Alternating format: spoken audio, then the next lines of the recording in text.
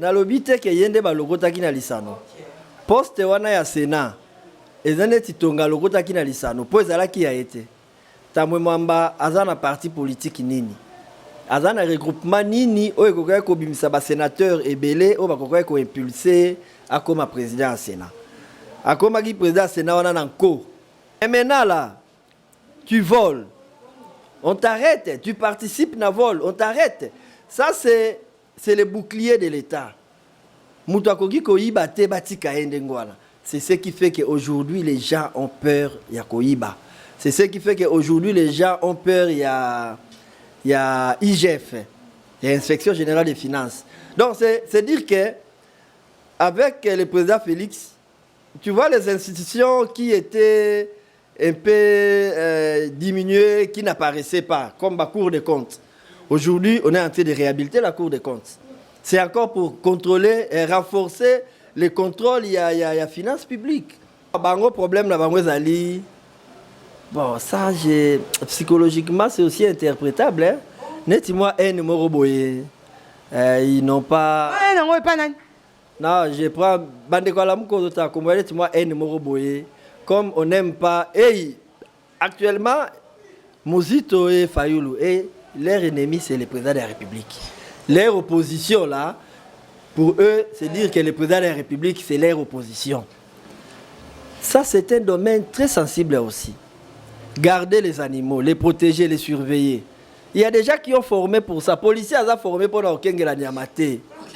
Donc, bango bataki bango, bango pour la sécurité, il y a Kingakat. Et non, contrôle, il y a Banyama, Babilanga, il y a des jardiniers là-bas qui s'occupent de ça.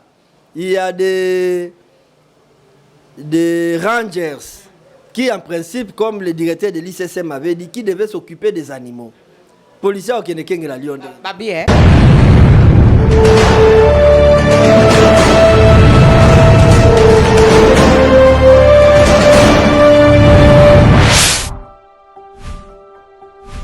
Bienvenue sur votre chaîne Ici Télévision, encore chez vous.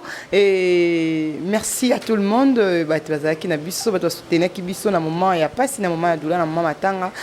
Bato nyoso bazaki wana pona kolela na biso to pesi bino so ba merci mingi Ici Télévision le bien vraiment reconnaissant na bino na ba peine na bino na ba SMS na bino et nyoso tout. Na pesi bato no mingi na Rachula Caramel wazanga jamais wana toujours la coordonnatrice par excellence. Quand je parle de Rachula Caramel na mona bon correcteur News Télévision, ba bikuna correction ya ba news. Na montage babi le tozali na héros dans l'ombre ou le totan à communauté mesima mikolo bino bozo komona na mobimba nango pe na katikati na yango de l'autre yemedi bino bongo mona mboka maître Nimi babi moto na mibeko o to komeka ko débattre na ba sujet d'actualité ko surkier na mboka to ko mona kuna na ngambo ya Sénat mona mboka bati lukwebo aussi azue bonga o babi wana zali show ya mokonza mboka babi zali bongo bati lukwemo lotaka pala la kambola na mbula za ko lota yango kasi le lonto to na ye elati nzoto na sima ya wana to ko mona mobembo ya wapi babengi Joseph Kabila kabange na mboka ya Chine na mobembo na ye balobaka kenda ki conférence mais to moni ni photo ni message eloko monte to ko mituna ya solo to ko mekolo benango toujours na maître Nimi to ko zonga siko wapi to moni bandeko na biso ya lamuka to ko mituna lamuka ezali kaka lamuka to se kabwama po to ko yeba te to mona ngambo kuna Moïse Katumbi na champion mbeba basale sika boato na bango esiko bango bavandi na ngambo na bango bakotama kama na musika mbela bazana inyo sacré mbela bana kata la muka to ko mona kuna muzito na champion mbeba bako bundo seko tele misala muka babila muka ko kufa te solo bako lala te bako tele bako za obe misunga tant to ko ba misunga babona Ici Télévision na SSK da ya sepeli yango na teveli bino babengi moto na mibeko maître Nimi auto ko pesa déjà mbote et bonjour maître. Bonjour maman journaliste. Ni santé. Santé, ça va? Kolebele hein na plateau nanga olingi suko yete babone ba kolela o makasi. Bon, mikolope za mingi te, mais mikolope leki mwa mingi. Makambo leki pe mwa mingi. Yango lelo pe temps ngonga ezwami, yango na leki na émission poto solo la na yango lelo. Maître Nimito, ko beta dans le solo to ko kambela ko beta ma awa na kisa mo mabalobi ete bati lukwebo o ezali cadeau ya mokonza mboka pesa ki ne siko wapi ya Sénat na mbelo wapi ye moko padaka kolela bandaka la lobi ete azaka na ba député belé bandaka na Assemblée nationale et bongo faki ba pesa e pa o ba bengi le ex-président Joseph Kabila Kabanga pesa ki ya ngote mais fachi a pesi passe en or na habité eta ke moto na mebeko eta ke moyimbo ka mona mboko pe ko wako analyser on lolenge kana. Mama, analyse ya likambo ya Bahati Lukwebo na présidence ya Sénat, on doit être réaliste. Bahati Lukwebo, tango bazalaki na FCC, moi, une petite histoire. Hein. Na FCC, c'est les regroupements qui avaient beaucoup de députés. Ezala na Sénat, ezala na Parlement ya Ngomoko. Mais dans la réalité politique, Bahati Lukwebo et salaki na makasi ya batu ya FCC mususu ya badongo bisu na bango bazangisa ki poste ya Sénat. Ya ngoto obineti tambwe mwamba ezaneti tonga balokota ki na lisano ebunga kaka na lisano. Ah, tika bo maître tonga balokota na lisano bunga na lisano balokota ki tamo ma lisano bunga na lisano. Te na lobite ke yende balokota ki na lisano. Poste wana ya Sénat ezaneti tonga lokota ki na lisano po ezalaki ya ete. Tamwe mwamba azana parti politique nini azana regroupement nini oyo kokoya ko bimisa ba sénateur ebele o bakokoya ko impulser akoma président ya Sénat akoma ki président ya Sénat wana nanko Bahati basala ki ko na imposaki ko imposer ba sénateur ba sénateur te on a imposé au sénateur parce que surtout la dit Sénat wana la configuration nango avant Union Sacrée, ils ont composé pratiquement à 90% de députés il y a FCC. Il y a FCC, ils avaient une seule lumière à suivre qui était Joseph Kabila. Tant que Joseph Kabila a présenté qui n'a pas sur Tambwe Mwamba, c'était les sautes moutons. Donc, oh, mouton liboso sota qui bangonyo sokaka Tambwe Mwamba. En réalité, ils ont voté physiquement, mais spirituellement, tout cela, bazaki si matambo mwambate. Mais aujourd'hui, la réalité est rattrapée bango. Ils se sont rendus compte qu'avec l'Union Sacrée, Bahati Yemoko, il avait d'abord beaucoup de députés et puis il a beaucoup de sénateurs. C'est une réalité qui ne s'est fait que confirmer. Pour à 8 postes, n'a été baboto la qui mais réellement il y a des gens qui ont la poste. Cadeau, tu peux passer en or, tu me condamboka Félix Antoine Tshilombo Tshisekedi a salié. Ezali kadoté, ezapé passe en or. En réalité, ce qui passe en or, le président Félix Tshisekedi pouvait le donner à qui il veut. Mais lui aussi étant un homme droit, réaliste, et puis un visionnaire, il a vu au Parlement et au Sénat les regroupements AFDCA, nombre de députés Bazanango, le nombre de sénateurs Bazanango, c'est tout à fait réel, c'est tout à fait normal que Moutouneti, monsieur Bahati Lukwebo, et puis c'est un monsieur Azana probité, hein? Et puis c'est un monsieur, il est posé, il répond à des critères, critères d'un président d'une grande institution comme le Sénat. Il n'est pas orgueilleux, il n'est pas hautain, il est intellectuel, il est souple, il est coopératif, c'est un bon politicien.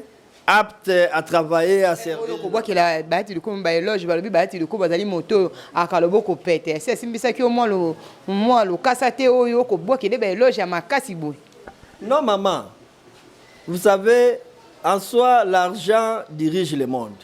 Mais l'argent ne dirige pas les grandes réflexions. Devant situation, devant eloko ezali blanc, il faut dire blanc. Bahati, il est reconnu comme quelqu'un d'intellectuellement posé. C'est un politicien, un fin politicien. Dans la même regroupement au FDCA, ni t'étais impulsion yaye, c'est lui l'autorité morale. FDCA, c'est un regroupement et bimsi va député belé. C'est la force, il n'y a personne, il y a Bahati. Donc ce n'est pas question d'argent qui m'a donné à Pesingambongo, non, non. S'il est bien, on doit le dire clairement qu'il est bien, il est juste, il est normal, il est serviable, il est apte à servir aussi la nation. Congolais kobanga ekoloba mbela te azaki moto azaki na kati na lisanga ya FCC ntango mosusu azali kaka mascara to mpe je na bango bakobeta na nsima yango alakisa bato elongi mosusu na nsima yango basala makambo na se ya mafia parce que tokomona na kati ya bato basi bebonga wana moko ya bandeko na biso mpe ya FCC akozonga likolo wana na kati ya linie ya 7 sénateur bazali na motu ya Sénat. Mama nayebisaki yo na émission oyo euti koleka tosalaki le président Félix Tshisekedi. Je vous dis maintenant là, parmi les bilans, la création de l'Union sacrée est aussi parmi les bilans positifs. Bati Lukwebo, parmi Batu Oyo, on peut dire que le président a réussi à ramener moi moralisation. Il s'est rendu compte que les chemins qu'on suivait, non, ça nous a mené vers un trou béant. Avec l'impulsion, il y a changé. Il a réellement changé. Ce n'est pas à tourner pour rentrer. Non, non. Il a réellement changé. Il a suivi l'impulsion du président de la République dans son comportement et changement de mentalité. Oh, il a parmi les motifs, il y a mandat na eli susu. Parmi Sibir choc wana ya changement. Il a réellement changé dans l'esprit que ono j'ai FCC les gens changent réellement. Na kobeta changement ya bongo mokonza mboka mettre ni mito ko zongi soka wana to me kobeta moi li solo yo. Félix Antoine Tshilombo Tshisekedi azwaki bokonzi na ye 3e année na ye yango yo. Akokende mbo etikali mike mais où tu vas penser que biso on malonda na motu ya seni bato batelemaki to monaki ba marche bato ko kufa bato ko zoka na marche o esalamaki ya ya anti malonda awa to monaki zaki ko inda mbela mais to ko mona ba ko beta kara na likambo ya élection to ko bele na élection kala mingi te mais to ko mona la lirouva les choses yango to mona ko na biso ya Sénat ata bande ko na biso ngamba ya eu de peste ba ko lapider bango mabanga mais boko mona te mo mbilinga ko kota ne sika wana nini yango ekoleka boko kota biso bakokota biso mwa mbilinga kote kuna tokozela sama lukonda pesa biso gouvernement kote babati lukoba bazaki na ba élection bako mikolo ekoleka élection ekozate mama eloko oyo ya maponomi o babengi na français élection c'est constitutionnel. La constitution prévoit un mandat, ça prévoit un timing, donc ce n'est pas sous la pression des gens que l'élection est salama.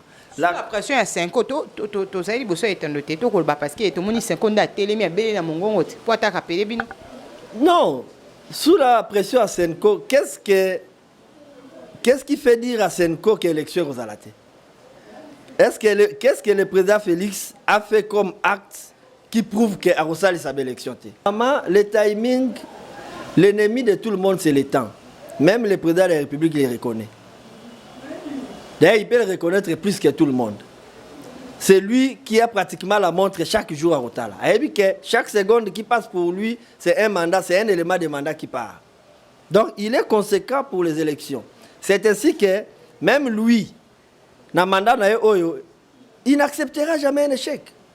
D'ailleurs, je vous dis, les premiers résultats qu'on a, vous allez vous rendre compte qu'il a abattu un grand travail. Les gens commence à changer. Batu ba comme banga okota ko banga aux ministres. Ah, ko banga aux ministres là moi ba risque. Je vais gérer quoi? Ah, ko banga aux ministres peut-être ko banga te. Ba aussi ba tia même maboko to ko mona ba mbongo ngo ko zonga te.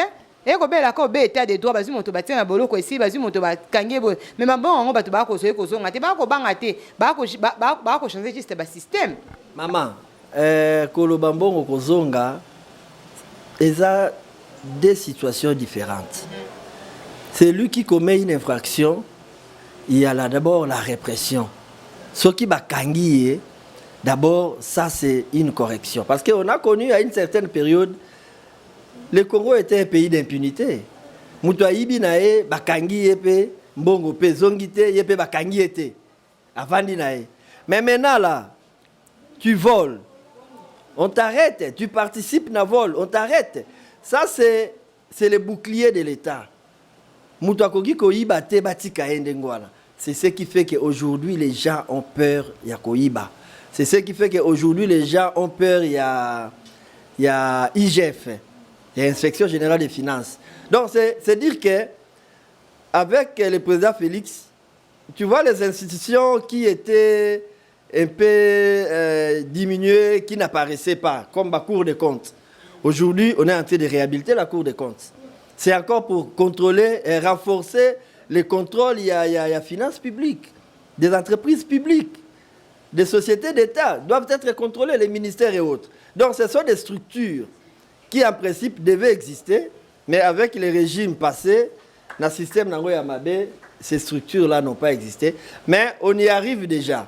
Les pays évoluent bien, les contrôles évoluent bien, on punit les délinquants, ceux qui volent sont sanctionnés.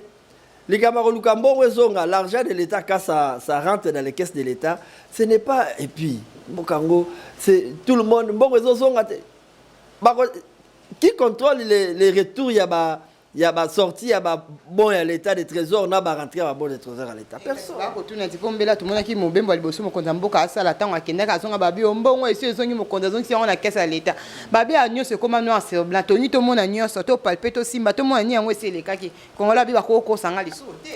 Maman, il y a une réalité vraie. Bon à l'État que le président de la République utilise. Et ont à Karango. La présidence ne gère pas les chèques. La présidence, c'est l'argent yangoyo, dollar yangoyo. La présidence retire l'argent à la banque centrale en espèces. C'est géré à la présidence en espèces. Le président de la République ne gère pas les dollars dans Maboko Naye. Il y a toute une direction, un protocole qui s'occupe du président quand il se déplace, les logements et autres. Dire que le président Zongi Simbongote, c'est tout un service qui s'en occupe. C'est ce service-là également, dès que Basali va dépenser, ils terminent, ils font un état de frais, mais ce n'est pas un élément de publicité, n'importe quel voyage du président. On a Zongi ici. Non, non. Il laisse maintenant les services fonctionner normalement. Bon, nous avons un président modèle qui ne gère pas de façon opaque. Oui.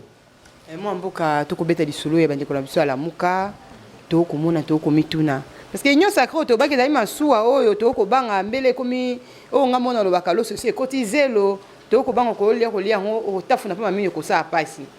Moi mboka Moïse Katumbi na champion memba bango bakoteki masuwa union sacrée to monaki mozito na champion memba kotika libanda mais tokotuna te masuwa yango union sacrée bango batika ki mbela bongo la muka to peni parce que tokomona produit moyo ko sala mai sala mi obekaka na bité so de no mawecha ko zana ba image wana na moment tokolo ba balancer yango soki ya sole ko za soki ko za ti na bike bande ko si batalaki yango sami obekati na mozito na Martin Fayulu mon mboka nimi na bité so ko analyser on lolenge kani maman.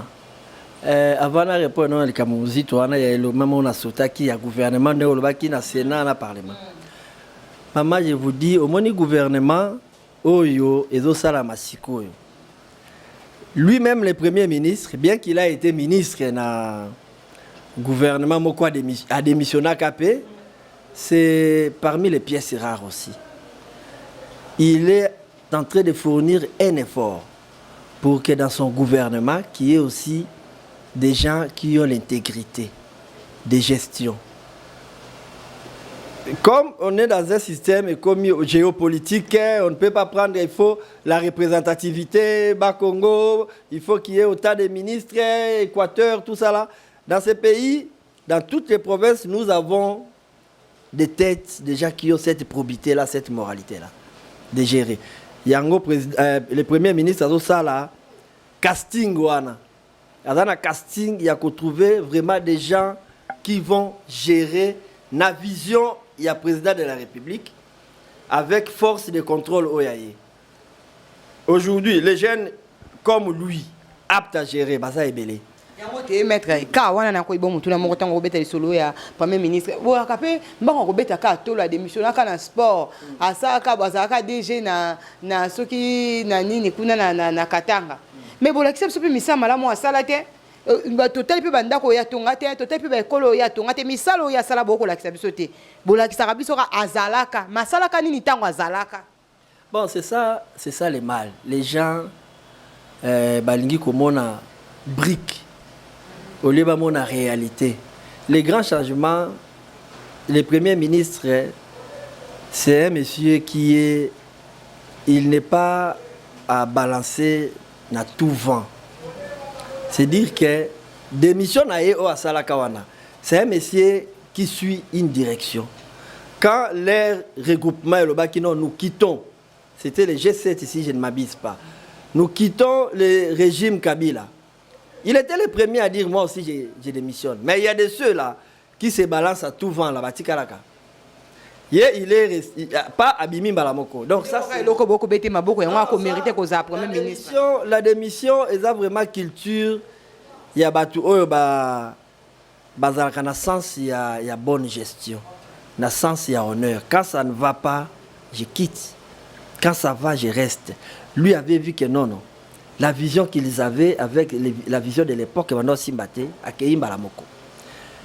Autant si c'était un monsieur qui n'était pas dur, ferme, bon pour la gestion, pourquoi est-ce que quand on a proposé son nom à la GECAMINE, on avait refusé? Les gens, il y a Badoromi, il y a FCC à l'époque, ils ont empêché à tout prix à ça. Là, parce qu'on les reconnaît. On connaît en lui un sens élevé à gestion, un sens élevé à contrôle. On empêche que Batu Oyo Bayaka Koluka Kolongola ba poussière, non? Lui, c'est un monsieur qui est sérieux, honnête. Il aura dans son entourage aussi, bateau sérieux, honnête. Je peux citer un que je connais aussi, qui peut aussi être, s'il est là, il est honnête, il n'a pas action dans Monaka. Comme à l'Équateur, par exemple. Moi, je peux citer par exemple Moutounette Guy Luando. Aujourd'hui, c'est Moutounette Guy Luando, ministre. Guy Luando, Bolingi et Mingi, hein? Non. Guy Luando, Kolingaye, moi je vois les actes Yamutu. Actes nae, ce sont des actes, il est désintéressé. Il est désintéressé dans la situation matérielle, tout ça là. Quand quelqu'un prend son argent, il aide les gens. Ce sont des gens qu'il faut féliciter. Ce sont des gens qu'il faut proposer, souhaiter que soit destiné à Biloko. Tozonga na ngamba bande kwa lamuka. Otoko eba susute. Tokota Moïse Katumbi wapi topé Jean-Pierre Mbemba wapi poto komona bango apparemment to komona on dirait et comme il kambango ya couteau des tranchants mama lamuka wana peto kende tozonga muto apesa kombo wana c'est le président de la République tika boye la vérité comme on m'a plateau tika boye ceux qui tobi to na pe na droit d'auteur akoboto le loko na ça c'est une création d'esprit a créer kombo wana yemoko lamuka. Et ça y est, mais batuzu bolingo bete la ngotolo makasi ndengeni. Et puis Mozito na Fayulu. C'est mon condambo à la opposition tant qu'on zonga la muka. La muka za komona c'est une œuvre d'esprit. Ceux qui m'ont appelé si leur connaît l'esprit, et ça œuvre na ça doit être protégé. Mais yo mdoye ko zoya ngwale, tu commences à te taper la poitrine pour na ngweza yote. Ko na ngwa ya lit. Bemba na Moïse. Ce sont des gens, ils n'ont pas dit qu'ils vont quitter la Mouka.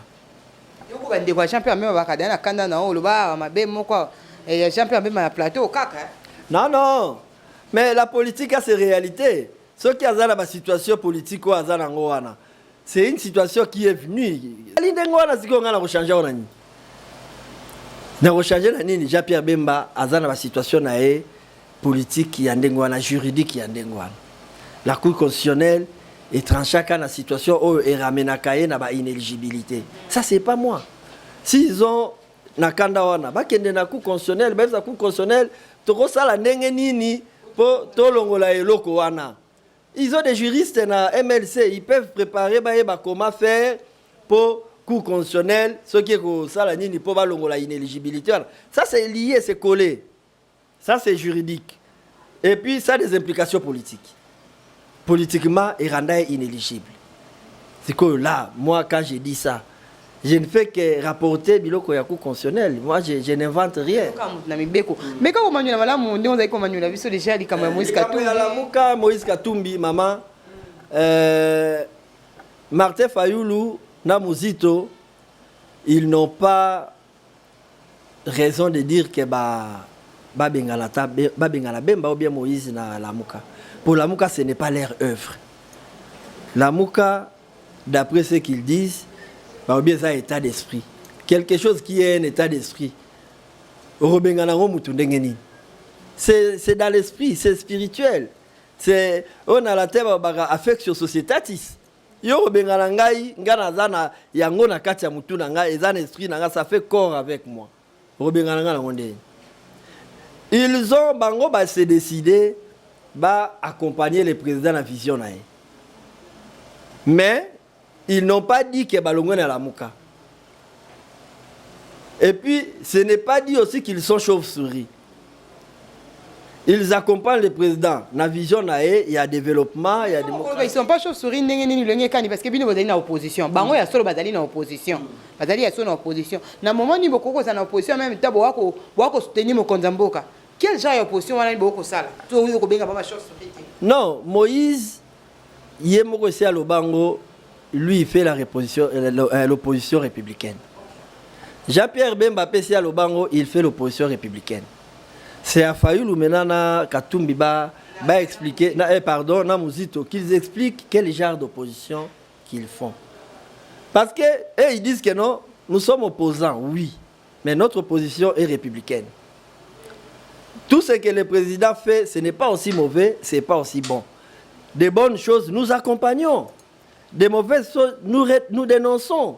C'est ce qu'ils font.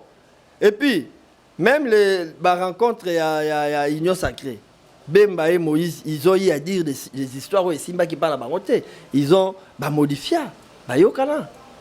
Ça, c'est l'opposition républicaine. Ils sont ensemble, ils ne sont pas des ennemis. Même. On te dit pour l'intérêt. Pas les Kamamalam où il y a satisfaction personnelle, non. Pour l'intérêt de la nation, ce qui n'est pas bon, ils dénoncent. C'est ce qu'ils font. Ce n'est pas dit que Moïse, Denga est dans l'union sacrée. Même dans l'union sacrée, ils deviennent également des moutons nets à FCC, non? Ce ne sont pas des moutons. L'absence na bango na cérémonie quand même et la makambo belé. Cérémonie entre Martin Fayoulou na moi non. C'est leur opinion. Ils savent pourquoi ils ne sont pas partis. Mais ne pas partir, ce n'est pas aussi synonyme à Krobakena Longwe.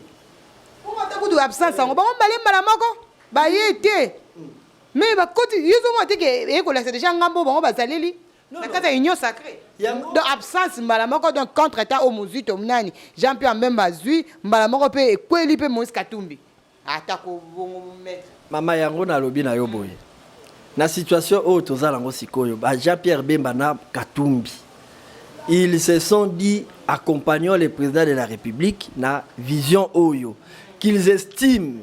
C'est la pole ya kolobana batu ki ete na la muka bazali sou ne esika te si bakoti masuwa union sacrée tobo sa na ngambo ya la muka. Non, balobi bango balobi boye union sacrée ezali vision ya état ya état. Wana ya solonga na zongi pona koyebiso ba solo bazali ba chauve-souris ata yo kuboya. Non, baza chauve-souris te. Ils ont dit ceci, ils sont dans l'opposition républicaine. Dans l'opposition républicaine, ils accompagnent les chefs de l'État. Nous avons vu à une certaine période na France, na gouvernement Moko, il y a eu Bernard Kouchner, Azalaka ministre de la Santé. Mais il n'était pas na parti au pouvoir. Mais il était dans l'opposition. C'était pas dit que Bernard Kouchner n'est pas ministre de la Santé à l'ongouara dans l'opposition. Non. Ils avaient vu que la vision il y a président à l'époque, c'était de l'accompagner dans la situation. Cela ne faisait pas que na l'ongouara dans l'opposition. Donc c'est le cas aussi à Moïse Jean-Pierre Bemba. Ils ne sont pas opposants comme on les voit, opposants il a passé à la télé en train d'injurier. Tout ce qui est blanc pour toi c'est noir. Non. Non. Pour eux, tout ce qui est bien, ils applaudissent et puis ils ajoutent des ingrédients. Ils amènent un peu de cerises là-bas. On peut connaître qu'on peut se demander quoi la muka ou pas qu'on a bilinga bah qu'on mit tout na été bah qu'on mit baté ce si gagné faut pas classer Moïse Katumbi na champion Bemba. Non, bango problème là bango zali. Bon, ça, psychologiquement, c'est aussi interprétable. Hein? Net-moi un numéro boyé. Ils n'ont pas. Non, je prends. Net-moi un numéro boyé. Comme on n'aime pas. Et actuellement, Mouzito et Fayoulou, et leur ennemi, c'est le président de la République. Leur opposition, là, Pour eux, c'est dire que le président de la République, c'est leur opposition. Tout ce que lui pose comme acte. Ce n'est pas ce que le président de la République fait aux oppositions pour la banque, mais le président de la République, tout ce que le président va poser comme acte, pas la banque, que ça soit blanc, c'est noir. Parce qu'ils ne veulent pas de lui. Même à Tabango Balingui était, le peuple l'avait voté, il a été élu. Il a été élu par le peuple. Il a été nommé ou élu? Il a été élu, maman. La histoire d'élection parce qu'ils ne connaissent pas les réalités des élections. Les élections au Congo avaient une cartographie. Il y avait des zones à densité très élevée, il y avait des zones à densité très faible. Alors pour aller aux élections, il faut connaître cette cartographie-là. Alors la cartographie-là détermine aussi celui qui sera élu. Tu peux battre campagne à Gombe, dans la circonscription de Lukunga. Tu bats campagne à Gombe. Gombe, c'est visible. Moi, je bats campagne à Kaluka, à Lukunga, je te bats. Kaluka, c'est une zone à densité très élevée que Gombe. Gombe, les gens entrent pour travailler, sortir, aller vers Kaluka. Toi, tu bats campagne à Gombe, moi, je bats campagne à Kaluka. Toi, on te voit, moi, on ne me voit pas. Moi, on me vote, je suis élu. Maître, parlons un peu du voyage. Il y a président honoraire Balobi Joseph Kabila Kabange, la Chine. On a vu, ça fait débat dans de billes, à Dubaï plutôt. Ça fait débat dans de billes. C'est Akei, Akimi. Tu as mal dit que Balobi, il va penser qu'il au revoir. Tu as eu Sima Mikolo, président Bimaki, Akenaki, l'ex-président Bimaki, Akenaki pour la conférence. Oh, tout le monde a ta papier, tout le monde ni micro, ni message. Tu as eu battre, maître, yo comment nous l'avons le Maman, le sénateur à vie Joseph Kabila, c'est un ancien président de la République démocratique du Congo. Maman, journaliste, c'est aussi une grâce pour le Congo d'avoir un président qui a fini son mandat à moins de 50 ans. Il a fait 2 mandats, il ne sera plus président de la République. Donc c'est dire qu'on a déjà quelqu'un, Aroko Marassou président, mais il a été président. Aroko Marassou président? Aroko Marassou c'était parce que la loi ne le prévoit pas. Donc il a fait les 2 mandats successifs, il est parti. Aroko postulat rappel il sous-souté. Parce qu'avec les rangs qu'il a occupés dans le Congo, monaki basakoli musuba akobimisa ba professeur balobi ete akozonga Kabila akozonga to komona bandeko na biso ba beret bleu ceux qui ba beret pe rouge ba ko yemba Kabila akozonga na kit na bokonzi na ye akozonga donc wa nous wana mettre komona te to kozonga ka na kata maman mibeko likonzi ya mboka oyo elobi biloko wana te ndenge si osali 2 mandats eko soki mokonzi likolo nda lobi nde basakoli nde mosakoli oyo babengi prophète de la nation pasteur Dinde Sabi tozela mbela kozonga soki eza maloba ya Nzambe atika Nzambe akipe makambo mosusu makambo wana etali Nzambe te mibeko déjà c'est précisé yango na banda koloba toza na chance wana lui est jeune il a la liberté de mouvement kobima na ye kokende voyage na ye il a la liberté de mouvement. Ça crée un peu de tollé. Pourquoi? C'est un ancien président de la République démocratique du Congo. Il a droit à une sécurité. Il a droit à une protection. Qu'on enlève les sentiments politico-traditionnels, ethniques et autres. Un président de la République démocratique du Congo. Il a droit à une sécurité. Il a droit à la protection. Plus que quiconque, parce que lui a géré cet État pendant plus de 20 ans. Il doit être protégé. C'est un ancien président, lui est parti. On aura encore le président Félix Tshisekedi, qui est encore jeune aussi. Il finira son mandat, si peut-être il est élu jusqu'en 2028. Il sera encore jeune. Le Congo aura la chance d'avoir 2 présidents encore jeunes, en vie. On souhaitera encore que celui qui va passer puisse être encore jeune. Il fera encore ces 2 autres mandats. On a, maman, je vous dis, vous avez, nous et vous, la chance au Congo de voir 5-6 présidents Batandani. Kabila Vandiawa, Félix Vandiawa, Oyakoya Vandiawa, Yope. Et puis, chance pèse à la moi, si je ne pas comme présidente Namboka, Oyepa Vandiawa. Pour comment les Arabes ont milité. La caramel d'arriver à caramel pas à ma casse activiste à ma casse, il n'est pas commis. Donc on a cette chance là de voir le président balanda mais attends 7. Donc ça fait donc ça fera c'est la beauté du mais maître toko kasangwa mawa pe balobi ete ba police o batinda kini pona ko batela kinga kati batu ba kolela so balobi ete kuna ba piller maître nimi toko mitu na ba police o bazwa kambongo ya salaire te to nyango comme po ete ya solo ba sasa o ba bengi biloko ya président honoraire Joseph Kabila Kabangi. Maman ngande na linga ko répondre na ba rumeur te, c'est ça le problème. On est à ba rumeur. Tangu Batiaki ba policier kuna.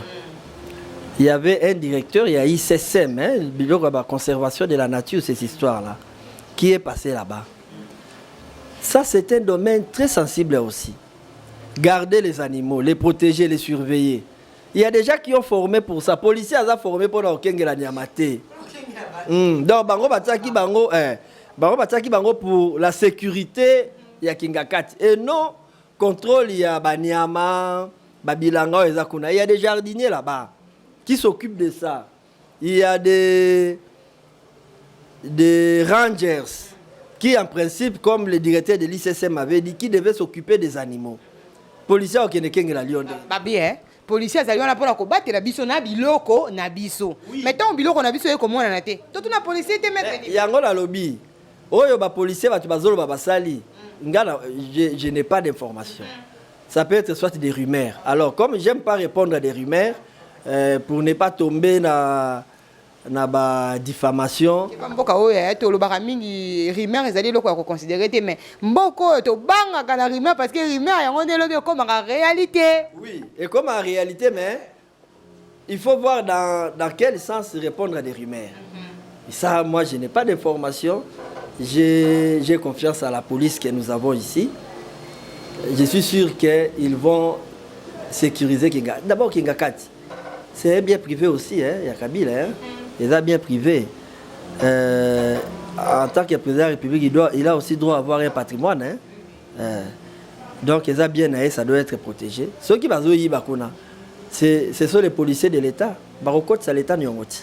Ok, mais ni minabi que comme comme bon na suka mission na biso to lundi na bayetando iketo pe na ba radio ba ko lobela vaccin o ya Covid et na kati ya Kinshasa o batu ba ko banga to mona ki kutu kan ndoko ko lobela kamba rumeur awe da kina ba vidéo da ko circuler sur réseaux sociaux to moni na ngambo ya Katango kuna na ngambo ya Nord Kivu si je me trompe pas to moni ba parents ba ko zoba na kati tango ba beli kaka ba bien ba ko pesa vaccin Covid ba mbangu kama ta zongi za ki somo ba bi Covid et na République démocratique du Congo. Batu ba ko banga ko zwa yango batu ba ko tika na mbili ngambinga parce que to lobi avec Rachel la Caramelo faki to ça reportage mo bon pona ko zwa lo ko zaki na ba élément nyonso renité to bi te to ko batela yango mais ko empêcher biso te ko zwa ba opinion ya bino peuple congolais parce que ozali mo na mboko za congolais tant au vaccin on est ko ya na Congo mbela yo poko teli peka po ete ozwa yango maman ceux qui vaccin wana yé na 8h 2 secondes nga ke teli peka na zwa yango.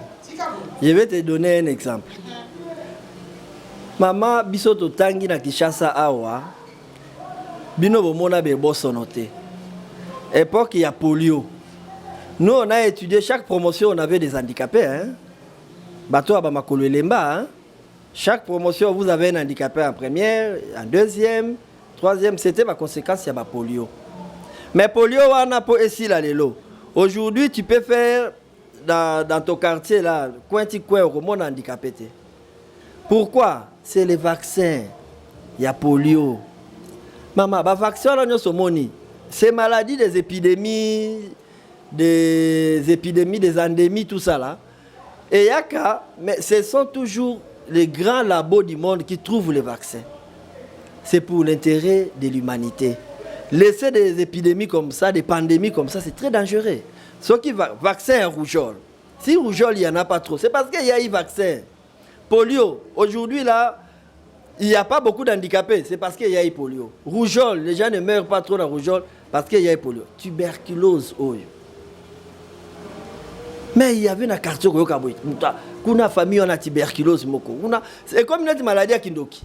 Mais avec les vaccins, c'est parti. C'est parti. Quand on est quand même des intellectuels. Le niveau faut qu'il m'a vaccin. Tu vas fuir les vaccins, pourquoi?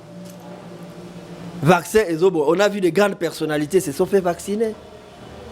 ba ko tuna vaccin otango ko ya na nga ko banda moto ya liboso ngase baluki mutu ya liboso bandanga na kena ngai Mala moment que ni mito sepeli to komi bongo na suka ya tranche na biso et to senga moi message à réconfort na peuple congolais aussi alimba na ye abela kana estoma nzaleleki fachala kaki mbele tisikoyo dollar ezali kaka na 20 saki ya loso ezali ko mataka na 40 000 ekolo fufu ezongi soki na 1500 peuple congolais azaka toujours dessus pour être na azwa solo esengo o ya lukaka te pe kimia atonsa libomona ete moi message à réconfort pour na peuple o ekotala yo.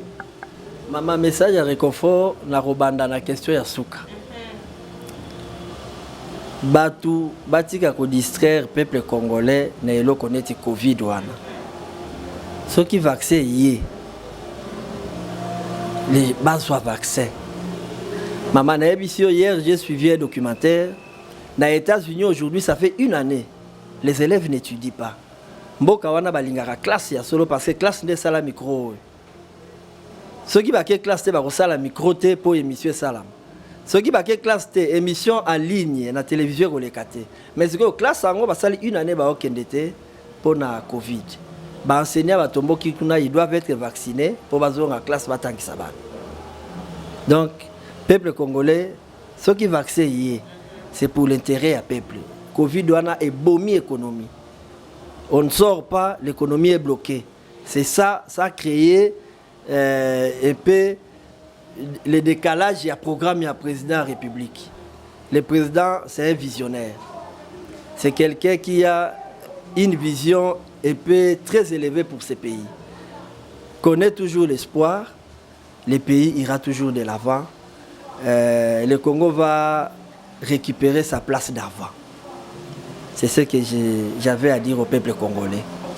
Merci beaucoup Nabalandi à Usine Télévision. Merci bino le na sima caméra zaki na de ma wajate de zaki na héros dans l'ombre. Balobi mwana mobali moko saka musala kitoko mingi parce que c'est ma mikolo ko découvrir na bino ye balobi wana vraiment c'est mon papa, hein?